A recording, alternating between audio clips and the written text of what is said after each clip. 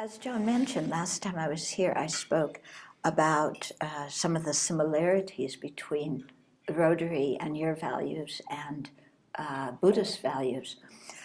Because I think Buddhism it's not so much a religion as it is a set of values and principles by which to live your life, and a lot of them just are basically common sense.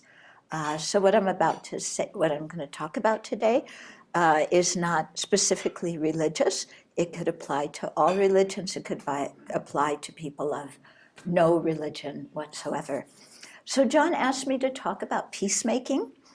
And so I was looking on the Rotary site, and there were a few things that really jumped out at me about peacemaking, because you have peacemaking is one of the Rotary's causes. And there's one statement: we refuse to accept conflict as a way of life. Wow. I mean, that really makes you think, because nowadays conflict has become our way of life, and conflict has been encouraged, and it's become entertainment, and it's become what we talk about with other people. But we refuse to accept conflict as a way of life, the Rotary Club says, which I think is brilliant, So then the question is, well, how do we make peace? And I think peace is twofold. Peace has to start with who we are as an individual, and then how we act in society. And so who we are as an individual, I think, depends a lot on recognizing that actually, when it comes down to it, the source of our happiness and our misery comes from inside here, not from other people.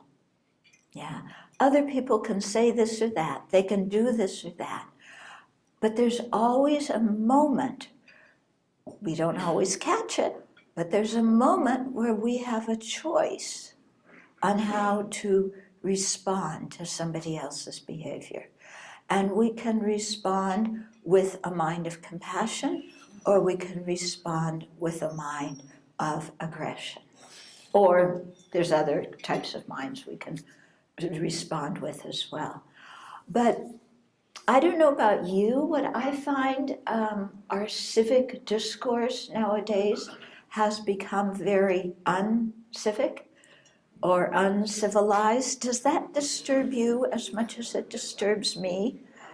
Yeah, and I think we need to come back to having respect for each other and modeling respect, especially for the younger generation, which is why I was encouraged to see that you're trying to bring up some youth peace leaders too.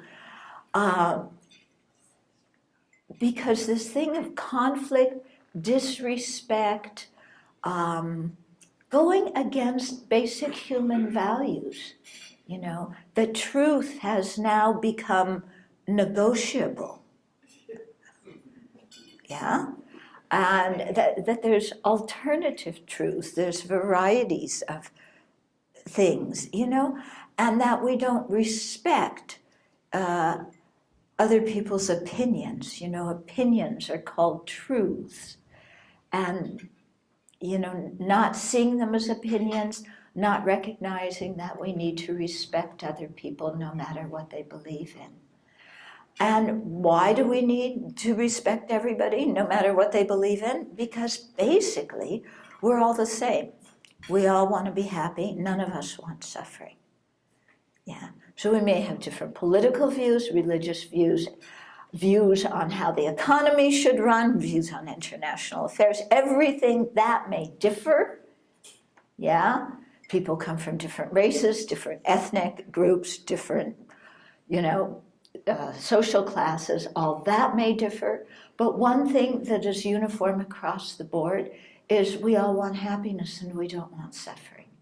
And it doesn't matter who we look at, what they believe in, what they're doing.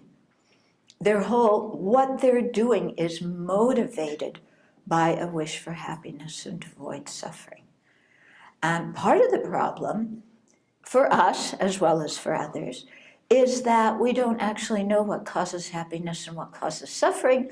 So a lot of times in our attempt to be happy, we do things that cause suffering instead. Yeah, sound familiar? We can see it in our lone lives. We can see it in our national fabric.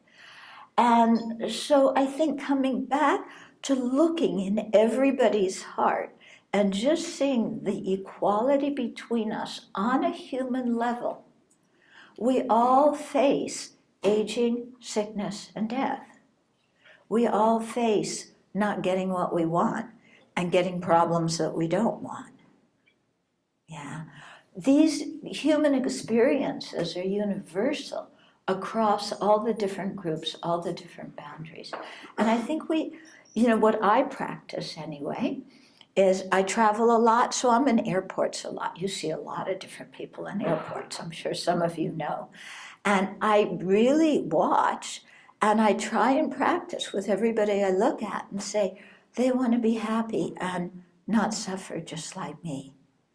And as soon as I can tune into that fact around everybody, then things start to make sense and my own mind relaxes. When I don't tune in to that fact about everybody, then the judgmental mind starts. And we all know what the judgmental mind does. It carries us off here. We judge this one, we judge that one. The conclusion of all of our judgment is, I'm the best one in the world. I don't know about you, but if I were the best one in this world, we would have a lot of problems. Okay, because I don't know how to build a room. With electricity, I can change a light bulb, that's about it. Plumbing, forget it.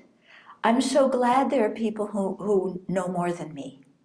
I'm so glad there are people who have talents and abilities that I don't have. I'm so glad that I'm not the best because it gives me room to learn. And learning is exciting and learning is invigorating. So I can learn from everybody. So building some kind of peace inside through training our mind, and we need to be trained to respond with tolerance and with compassion. Yeah, and compassion isn't some kind of weepy, gushy, stuff. Compassion is very strong, and you have to be able to risk everything if you're really practicing compassion.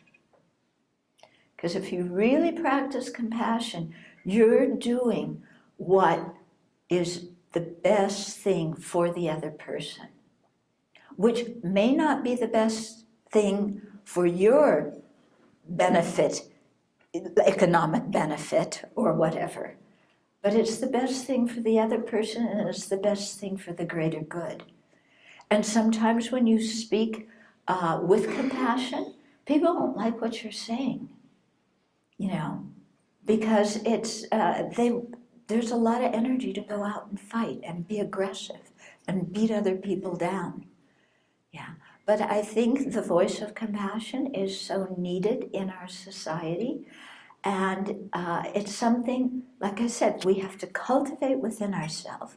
This is where spiritual practice, I think, becomes very helpful.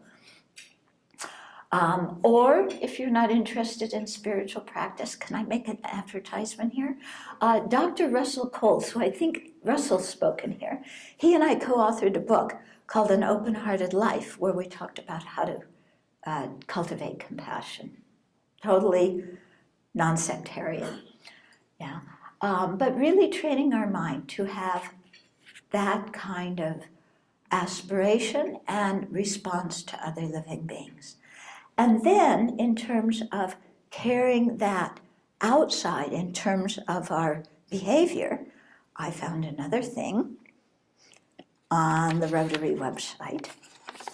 Yeah. So, Rotarian Code of Conduct. Okay, do you guys know this? It's on your website. As a Rotarian, I will, 1, act with integrity and high ethical standards in my personal and professional life. Wow. You know, when we act with high ethical standards, then we have less guilt, less remorse, less inner confusion. We speak with truth. We respect other people. Okay? So I will act with integrity and high ethical standards in my personal and professional life. I won't cheat people. I won't take advantage of people. And when we do that, when we do what's good for others and by treating them ethically, that has an incredible personal benefit in terms of how we feel about ourselves and our own peace of mind. Number 2 of the Rotarian Code of Conduct, I will deal fairly with others and treat them and their occupations with respect. Yeah? So I will deal fairly with others. I won't exploit them. I won't humiliate them. I won't take advantage of them for my own benefit. Yeah? I will treat others fairly, knowing that they want to have happiness, that they're doing their best, and how can we work together to make something that benefits the greater society. So deal fairly with others and treat them and their occupations with respect. So we're not going to look down on other people, you know, for whatever their occupation is, or even if they're unemployed. Yeah, but we will respect everybody.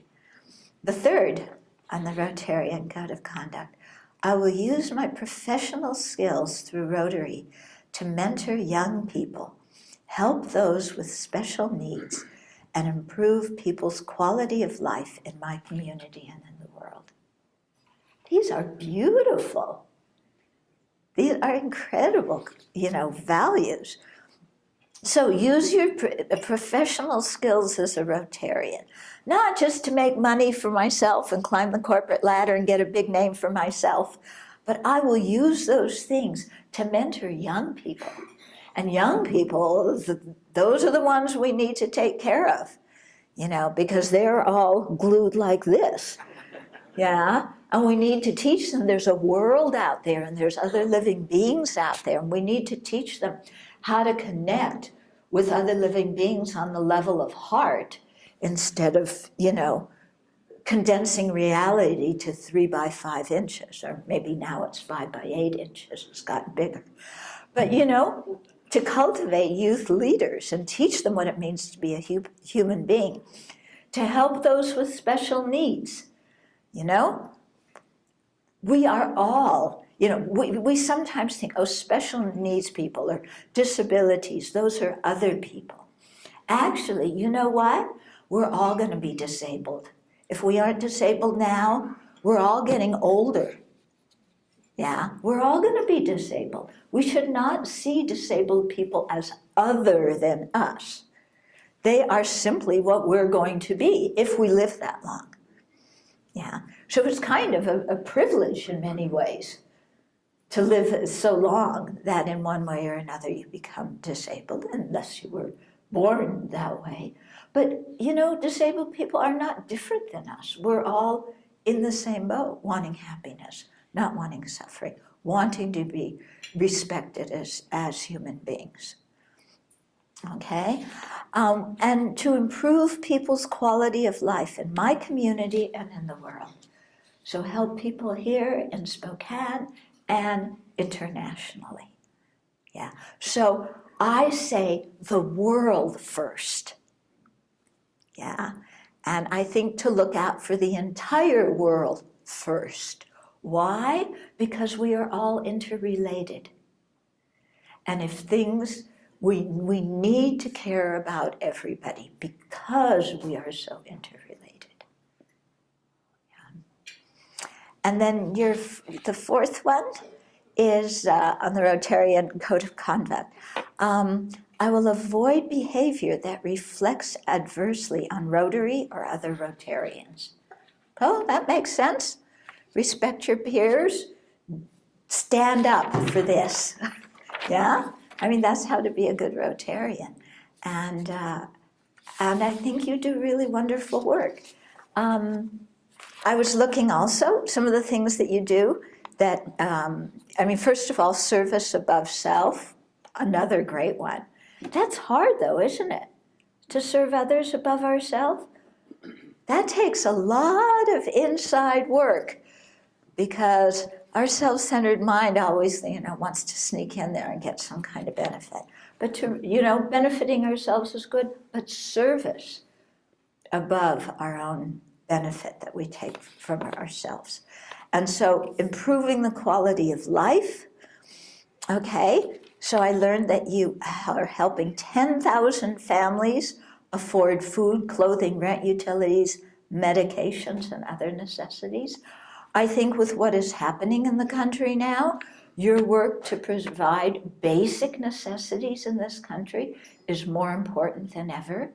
Also, globally, to provide basic necessities, so important. I've spent a good deal of my adult life living abroad, especially in India. And, however we can help, it is very much needed and appreciated. Then, what else do? You raise awareness of bullying. Wow, that's great. How many of us got bullied when we were kids? Yeah. And bullying takes many different forms. And there's bullying of many different people in many different kind of groups. So if, raising awareness of bullying, for Rotary to do that, involves this whole thing of really respecting everybody and not making second-class citizens out of anybody, no matter who they are. Yeah, because as soon as we make second-class citizens, then of course we give permission for bullying. Yeah? And I would say, in terms of our social discourse now, or our civic discourse, to make it more civilized and not bullying other people. Yeah, when we talk together as communities, when we debate issues in this country, yeah, to not bully each other and not to be so derogatory and deprecating towards each other.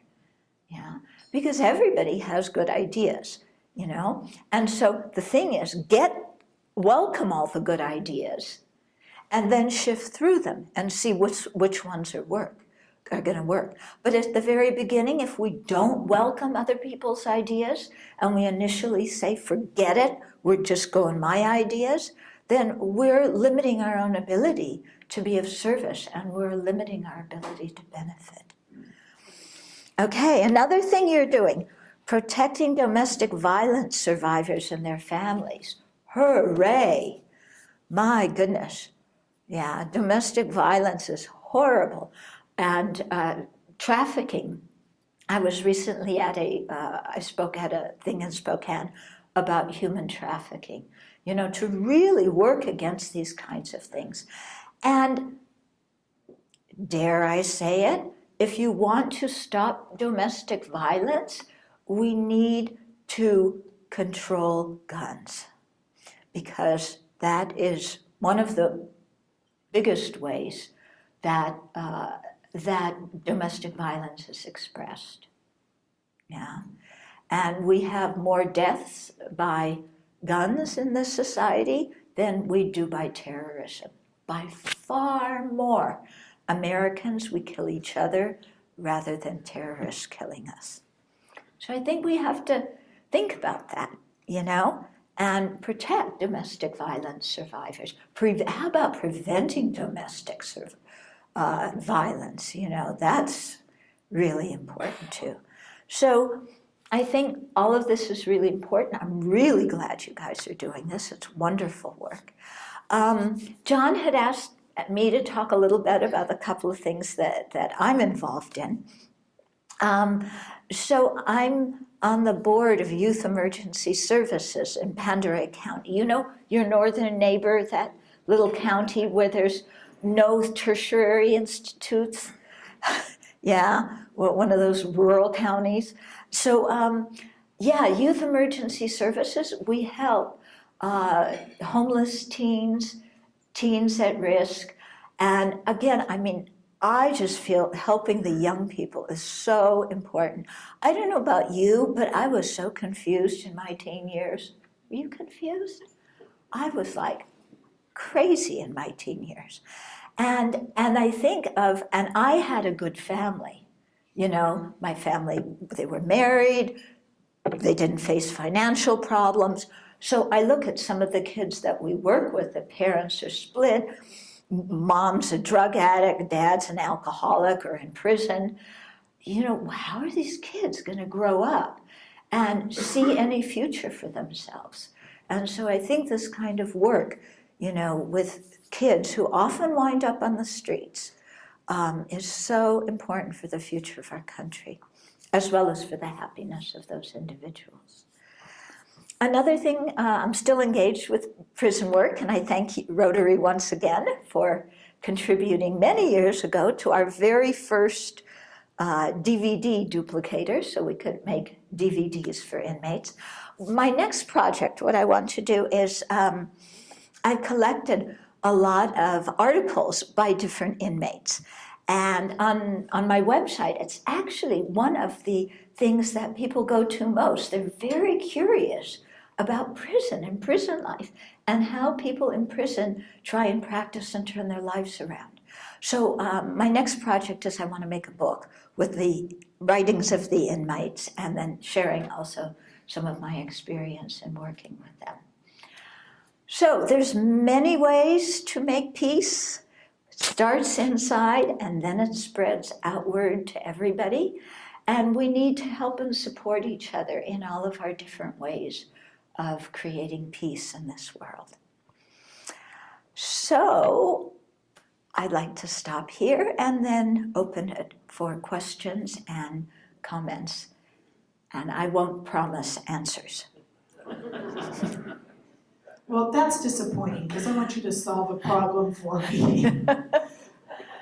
The violence of people like ISIS and the fella in Portland this last week, it really frightened me. And I'm stuck on how we as individuals can combat that realistically. Okay, so how to combat, like ISIS, what happened in Afghanistan just yesterday, day before, you know, these kinds of things. When I look at it, especially with ISIS, what I see is young people who are growing up in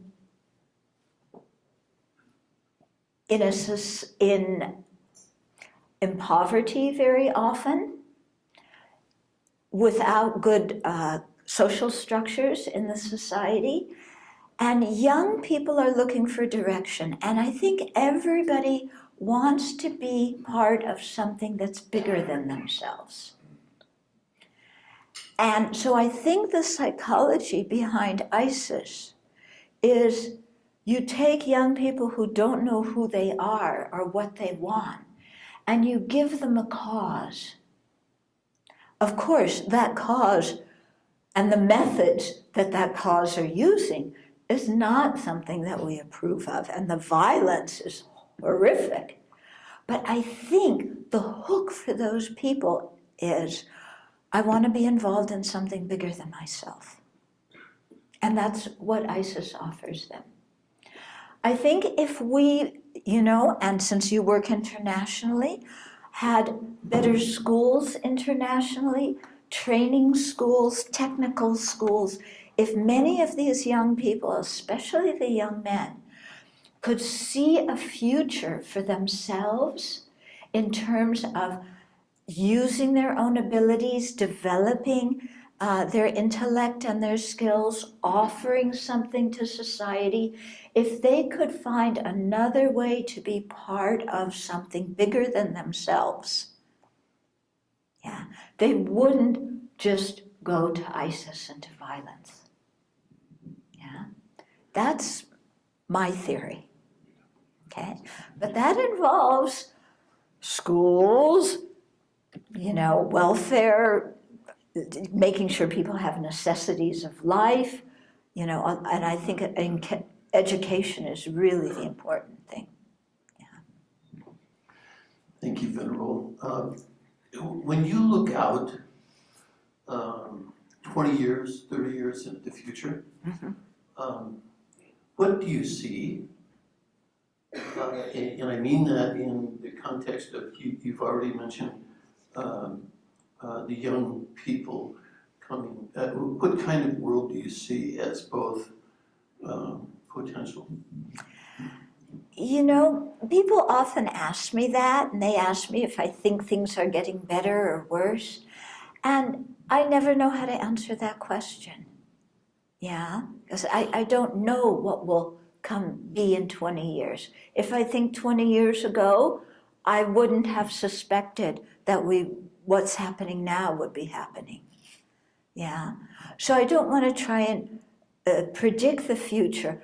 I want to stay focused now on what we need to do now that can help people so that all together, especially the young people, will create a better future. Okay? See, I told you I wasn't going to promise answers.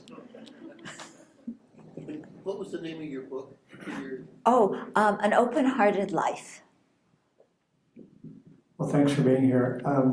Speaking of open-hearted, is there like a critical mass that you think needs to occur for like our society to be an open-hearted society?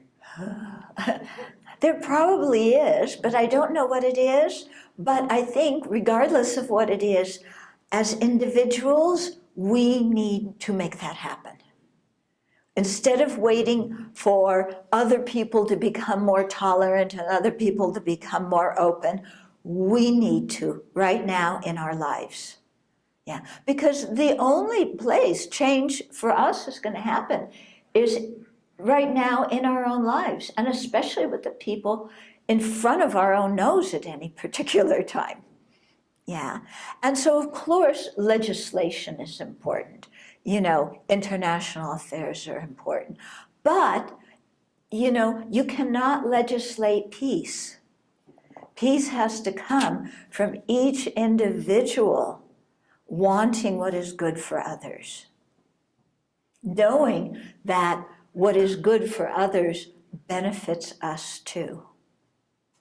It's not, just stop seeing the world as us versus them and see it all as us.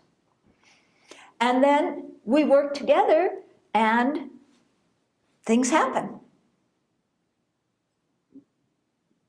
Yeah.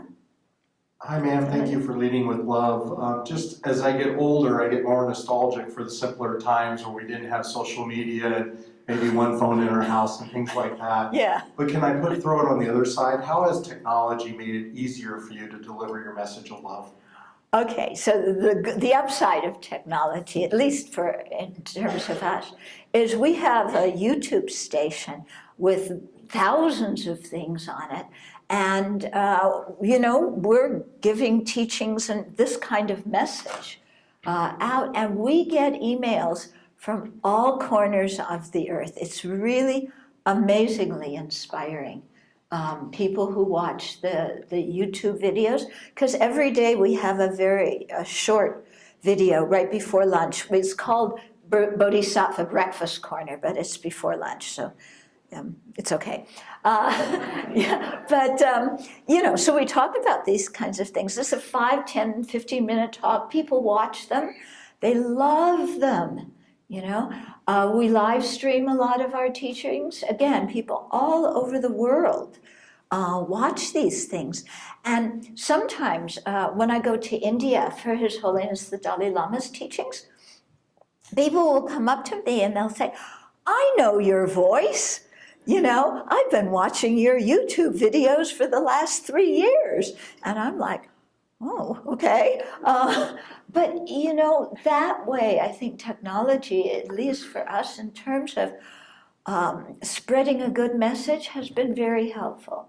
I know right after the election, And I know I'm risking people throwing tomatoes at me, but anyway, we got a lot of people writing and saying, what happened? What do we do? We're upset, we're afraid.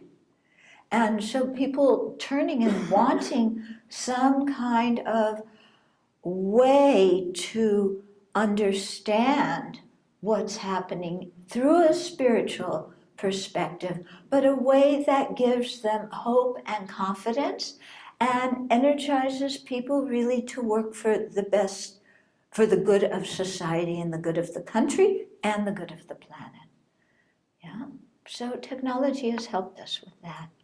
And as individuals, we don't have our own Facebook page. So one of the Abbey's rules is nobody has individual Facebook page. Can you imagine that? And we don't have smartphones. Oh my God. You know, how can you survive without a smartphone? Actually, we live. You know, look, I don't have a smartphone glued to my hand. And I'm happy. Yeah, without a smartphone. And you know what? I don't want one. Yeah, because I value my privacy. And I like quiet time alone. I don't want to be available to hear what everybody ate for breakfast. Yeah? Yes. I am fascinated by the message that you're sending, and I'm curious about your upcoming project where you're going to be publishing the letters from the prisoners. Mm-hmm. Do you have some insight onto where this genesis of peace comes from for those individuals? 'Cause in my mind, I'm thinking prison, horrible place, just does nothing but harden people more and more, and nothing positive. Where's it coming from? Yeah, you're true. Prison does harden people, and especially with the budget cuts, they're cutting out all the good programs that really benefit the inmates, and privatized prisons, a disaster for the country. The stockholders love them, but they're horrible for the inmates and horrible for the country. Anyway, where's it coming from?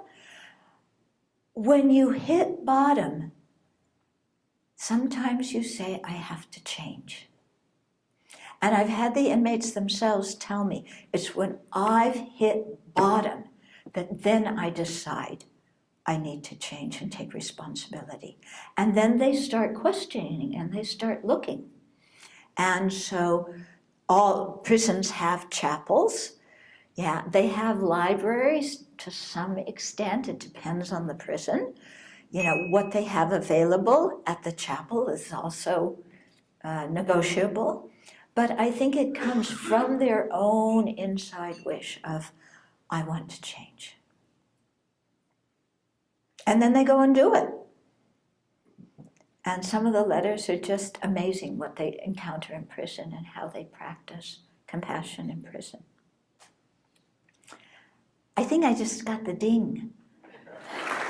Thank you so much. You and I have a common love of children and concerns for children. So thank you so much for what you're doing with our children up in Monterey County. Thank you. Appreciate that. Our partners for work staffer, Brian. Here we go. Brian will present you with a gift, a certificate and appreciation for your speaking today, and a donation will be made in your name to Second Harvest Food Bank for a pilot program that helps feed students that face a shortage on the weekends. And so that helps get food to them, and they come back on Monday ready to learn in a better position. So thank you. Very good. Thank you. Here you go. Thank you, Brian. Very kind of you. Have a good day. Thank you.